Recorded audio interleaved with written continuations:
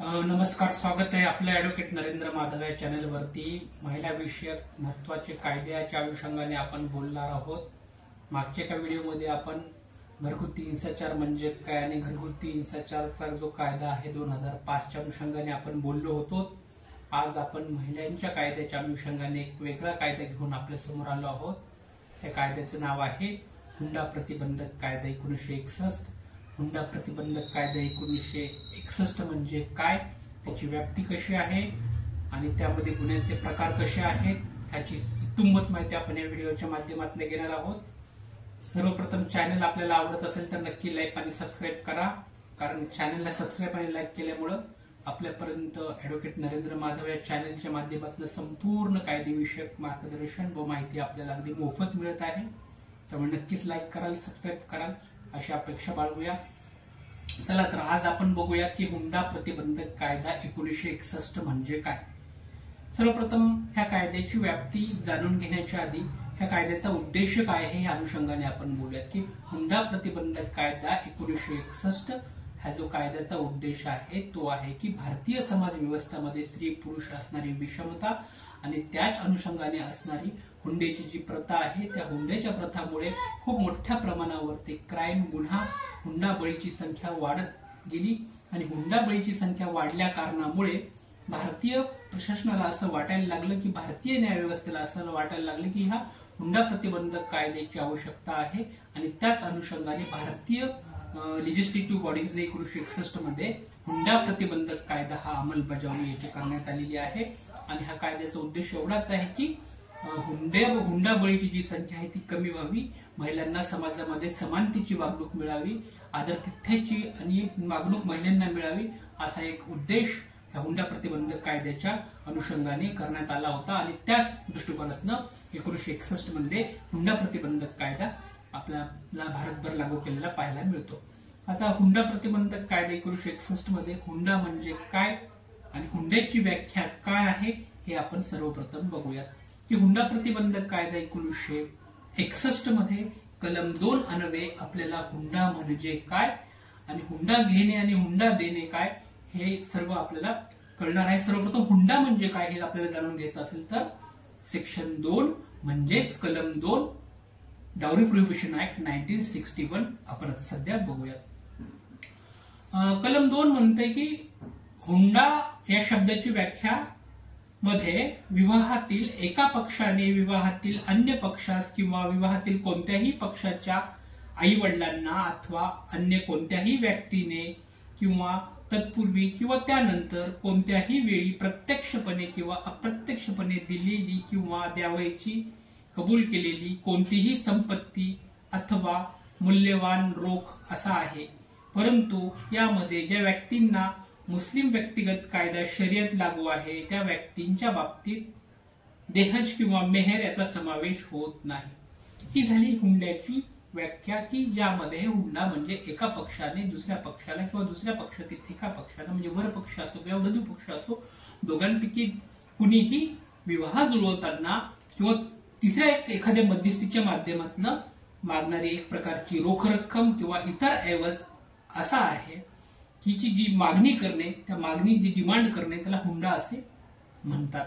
परंतु ह्यामध्ये सगळ्यात महत्वाची गोष्ट अशी आहे की आपल्याकडे मुस्लिम लॉ जो आहे तर मुस्लिम लॉ मध्ये शरीयत लॉच्या अनुषंगाने जी मेहरची जी रक्कम आहे ती मेहरची रक्कमला यातनं वगळण्यात आलेला आहे.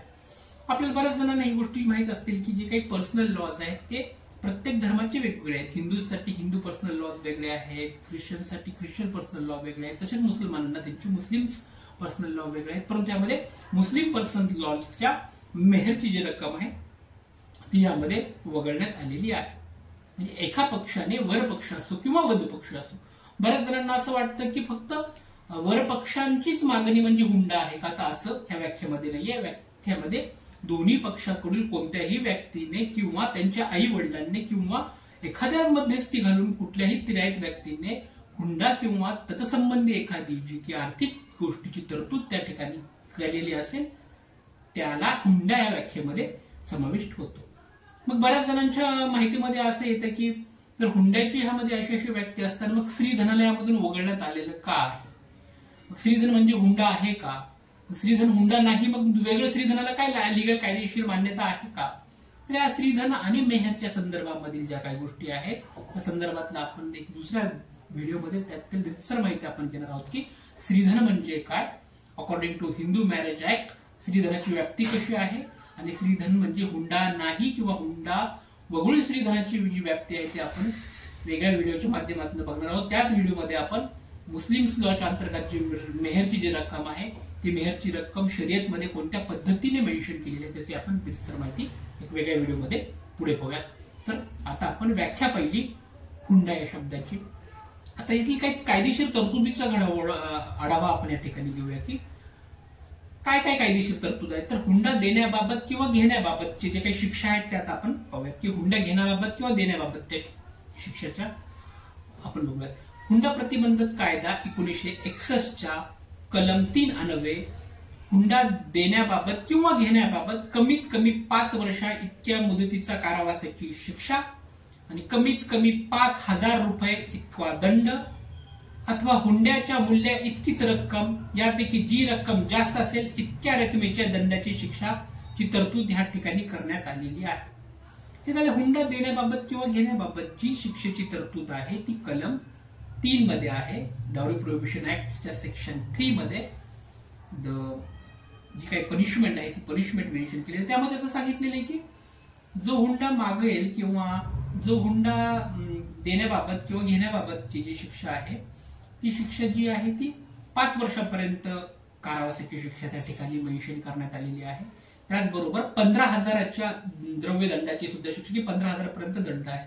आणि बऱ्याच जणांना हे माहिती नाही की फक्त 15,000चा दंड आहे की नाही. तर मग दुसरं अशी गोष्ट आहे की हुंड्याच्या मूल्या इतकीच रक्कम ज्यापैकी जी जास्त असेल ती त्या ठिकाणी, म्हणजे की एखादा विवाह झाला आणि त्या विवाहामध्ये उदाहरणार्थ आपण गृहीत धरूयात की एखाद्या वरपक्षाने वधू पक्षाला 50 लाख रुपयाचा हुंडा मागितला असेल आणि तो हुंडा मागण्याची जी तरतूद आहे ती कायद्याच्या भाषेमध्ये सिद्ध झाली असेल आणि ती सिद्ध झाल्यानंतर कोर्टाने त्याला शिक्षा दिली असेल तर मग ती 15,000 नसता 50 लाख एवढी असेल किंवा जी जास्त असेल ती त्या ठिकाणी मेन्शन करण्यात आलेली आहे.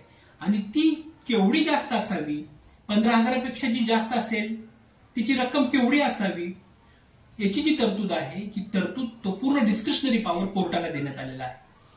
ह्या सेक्शन जो 3 आहे हुंडा प्रतिबंधक कायद्याचा त्यामध्ये असं म्हटलेलं आहे की जी हुंडाच्या मूल्या इतकी रक्कम, हुंड्याच्या मूल्याची रक्कम आपण आज बाकीच्या उदाहरणामध्ये पाहिलं की 50 लाख आहे आणि ते तर ती दंडाची शिक्षा 15,000पर्यंत आहे. तर 15,000 रक्कमपेक्षा 50 लाखाची जी तरतूद आहे ती जास्त असल्या कारणाने ती मागण्याचा सुद्धा अधिकार ह्या ठिकाणी कोर्टाला आहे. पण तो कोर्टाचा डिस्क्रिशनरी पॉवर आहे. कोर्ट त्या अनुषंगाने सुद्धा तेवढ्या दंडाची तरतूद मागू शकतो. आता हुंडा मागितल्याबाबतची शिक्षा आपण बघूयात. आता आपण हुंडा देण्याबाबत किंवा घेण्याबाबतची शिक्षा दिली. आता आपण हुंडा मागितल्याबाबतची शिक्षा बघूया. ती कलम 4 मध्ये दिली आहे. कलम 4 अन्वये कोणत्याही व्यक्तीने हुंडा प्रत्यक्ष अथवा अप्रत्यक्षपणे मागितल्यास त्याला कमीत कमी 6 महिने परंतु जास्तीत जास्त 2 वर्षापर्यंत कारावासाची शिक्षा आणि 10,000 पर्यंत द्रव्यदंड लागू शकतो.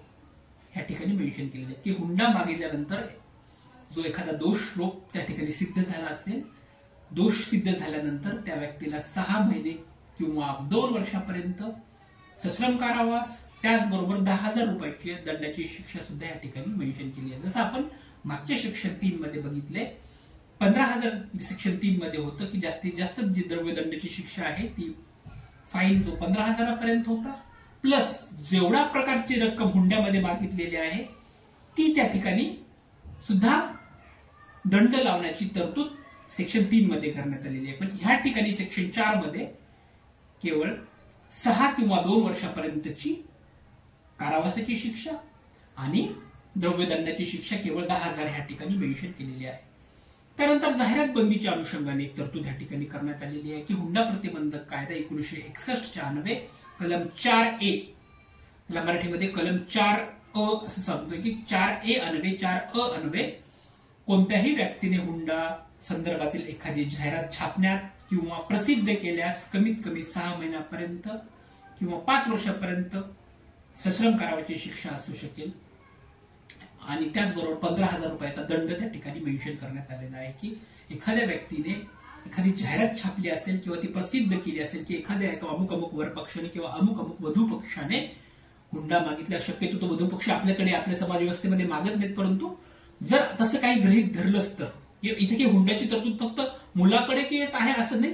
या हुंड्याच्या व्याख्येमध्ये दोन्हीपैकी कोणत्याही पक्षाने जी तरतूद ठेवली असेल तर त्याची हुंडा या ठिकाणी त्या व्याख्यामध्ये ती समावेश होत असतो. म्हणजेच या ठिकाणी जाहिरात जो करत असेल तो जाहिरात करत असताना एखाद्या पक्षाने जाहिरात केली असेल, ती जाहिरात छापली असेल, ती जाहिरात प्रसिद्ध केली असेल, ती प्रसिद्ध करणारा एखादा पेपर असेल, छापणारे एखादं पब्लिकेशन असेल, त्यांना सुद्धा कमीत कमी त्यांना 6 महिन्यापासून ते 5 वर्षापर्यंतचा कारावास असू शकतो आणि 15,000 रुपयापर्यंतचा फाईन त्यांना लागू शकतो. म्हणजे जाहिरात बंदी सुद्धा ह्या कायद्यान्वये करण्यात आलेली आपल्याला पाहायला मिळते. याचबरोबर काही महत्वाच्या प्रोव्हिजन आहेत जो मध्ये की इंडियन पिनल कोड आहे, ते इंडियन पिनल कोडचे सेक्शन 498A जो आहे ते 498A मध्ये ज्या ठिकाणी क्रुएल्टी, ज्या ठिकाणी आपल्या घरगुती हिंसाचार किंवा ज्या ठिकाणी मारहाण वगैरे झालेला आहे त्या अनुषंगाने 498A चा सुद्धा सेक्शन आपल्याला आयपीसीचा फाईल करता येतो. त्याचबरोबर आयपीसीचं सेक्शन 304B जे आहे, 304B मध्ये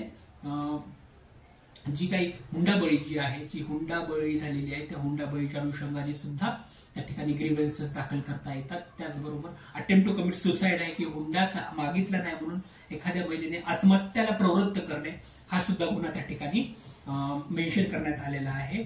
आणि याचं जे तरतूद जे त्या ठिकाणी मेन्शन करण्यात आलेली आहे की लग्न झाल्यानंतर 7 वर्षाचा जो काळ आहे त्या ठिकाणी ग्राह्य धरला जातो की लग्न झाल्यापासून 7 वर्षापर्यंत पती पत्नीमध्ये जर वाद होत असेल आणि त्याला हुंडाच्या अनुषंगाने जर एखादी डिमांड केली असेल आणि त्या अनुषंगाने त्या महिलेचा जर छळ झाला असेल, त्या छळाची तक्रार 498A मध्ये होते. आणि त्याचबरोबर त्या महिलेचा जर बळी गेला असेल किंवा त्या महिलेने जर आत्महत्या केली असेल तर तो 304B मध्ये त्या ठिकाणी ते मेन्शन करण्यात आलेलं आहे. हे आयपीसीचे सेक्शन 498A आणि आयपीसीचे सेक्शन 304B ह्यामध्ये सगळ्यात महत्वाची गोष्ट अशी आहे की 304B मध्ये की विवाह झाल्यानंतरचा जो 7 वर्षाचा जो काळ आहे तो क्रुशियल धरला जातो की त्यामध्ये वधू आणि वरांचे किंवा पती पत्नीचा जर वाद झाला असेल आणि तो वाद एखाद्या पतीने पत्नीला त्याच्या माहेरीकडून एखादी रक्कम मागितली असेल किंवा एखादी वस्तू मागितली असेल आणि त्या तिचा घरगुती छळ करण्यात आला असेल, हिंसाचार करण्यात आली असेल तर ती सुद्धा या ठिकाणी ग्राह्य धरली जाते. आणि तो जो काळ आहे तो 7 वर्षाचा या ठिकाणी मेन्शन करण्यात आलेला आहे. भारतीय न्याय संहिता जो नवीन आहे BNS अंतर्गतमध्ये आहे आणि सेक्शन 85 जो सेक्शन 85 जे आहे तो क्रुएल्टी अगेन्स्ट वुमेन्स की महिलांच्या अनुषंगाने जो काही छळ झालाय तो महिलांच्या छळाच्या अनुषंगाने भारतीय न्याय संहिताची सेक्शन 85 या ठिकाणी मेन्शन करण्यात आलेली आहे की सेक्शन 85 मध्ये जी क्रुएल्टी जी आहे, क्रुएल्टी अगेन्स्ट वुमेन्स ती त्या ठिकाणी मेन्शन करण्यात आलेली आहे. पण त्याचा जो काळ आहे तो क्रुएल्टीचा काळ हा शक्यतो विवाहापासून 7 वर्षापर्यंत त्या ठिकाणी ग्राह्य धरलेला भारतीय न्याय संहिता मध्ये सुद्धा नवीन ऍक्ट मध्ये आपल्याला तोच असलेला पाहायला मिळतो. आता डावरी प्रोहिबिशन ऍक्ट जो आहे की हुंडा प्रतिबंधक कायदा 1961 मध्ये बरेचसे असे अमेंडमेंट झालेले आहेत. 1985 मध्ये खूप क्रुशियल अमेंडमेंट या ठिकाणी झालेला आपल्याला बघायला मिळतो. त्यानंतर 1984 मध्ये आणि त्यानंतर 1985 मध्ये 84 आणि 85 सलग 2 वर्ष हुंडा प्रतिबंधक कायदा 1961 मध्ये झालेले अमेंडमेंट आपल्याला पाहायला मिळतात. आणि त्या अमेंडमेंट नंतर डावरी प्रोहिबिशन ऑफिसर त्या ठिकाणी गव्हर्नमेंट ऑफ महाराष्ट्र किंवा गव्हर्नमेंट ऑफ इंडियाने त्या ठिकाणी रिकमेंड करण्याची तरतूद त्या ठिकाणी करण्यात येते की गव्हर्नमेंटने त्या डावरी प्रोहिबिशन ऑफिसर किंवा हुंडा प्रतिबंधक एक अधिकारी त्या ठिकाणी नेमणूक करण्यात यावी अशी तरतूद त्यामध्ये करण्यात आलेली आपल्याला त्या अनुषंगाने पाहायला मिळते. मित्रांनो, हुंडा प्रतिबंधक कायदा 1961च्या अनुषंगाने ओव्हरव्ह्यू आपण या ठिकाणी घेतलेला आहे. याचे बरेचसे सेक्शन आणि त्या अनुषंगाने बरेचसे कलम त्या अनुषंगाने येणारी त्याची व्याप्ती, त्याच्या विषयाची वेगवेगळ्या घडामोडी याचा आढावा आपण पुढच्या व्हिडिओमध्ये घेणार आहोत. हा व्हिडिओ आपल्याला आवडला असेल तर नक्की लाईक करा. धन्यवाद. Thank you so much.